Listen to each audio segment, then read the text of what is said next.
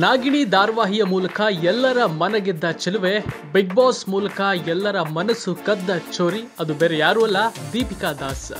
Big ಬಾಸ್ಗೆ ಹೋದ ಬಳಿಕ ದೀಪಿಕಾ ಎಲ್ಲೂ ಅಷ್ಟಾಗಿ ಕಾಣಿಸ್ತಾ ಇರಲಿಲ್ಲ. ಧಾರಾವಾಹಿಯಲ್ಲಿ ಕೂಡ ನಟನೆ ಮಾಡ್ತಿಲ್ಲ.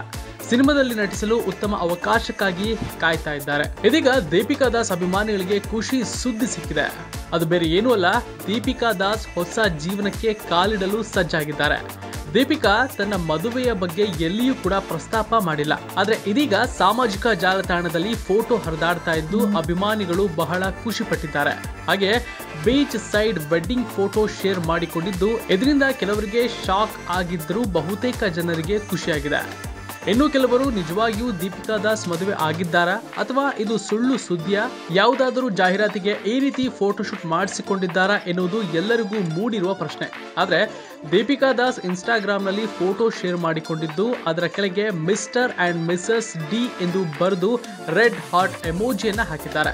ಇದನ್ನ ನೋಡಿದ ನೆಟ್ಟಿಗರು ಕನ್ಫ್ಯೂಸ್ ಆಗಿದ್ದಾರೆ. ಹಾಗೆ ಮದುವೆ ಆಯ್ತಾ ಎಂದು ಅನೇಕ ಜನ ಅಭಿಮಾನಿಗಳು ಕಮೆಂಟ್ ಅನ್ನ ಮಾಡ್ತಿದ್ದಾರೆ. ಸದ್ಯಕ್ಕೆ ದೀಪಿಕಾ ದಾಸ್ ಮದುವೆ ಗೆಟಪ್ ನಲ್ಲಿ ಇರೋದ್ಯಾಕೆ ಅನ್ನೋದಕ್ಕೆ ಉತ್ತರ ಕೊಟ್ಟಿಲ್ಲ. ಆದ್ರೆ ಅಭಿಮಾನಿಗಳು ಇದೇನಿದು ದೀಪಿಕಾ ದಾಸ್ ಸದ್ದಿಲ್ಲದೆ ಹೊಸ ಜೀವನಕ್ಕೆ ಕಾಲಿಟ್ಟಿದ್ದೀರಾ ಹೇಗೆ ಎಂದು ಮಾತನಾಡಿಕೊಳ್ತಿದ್ದಾರೆ.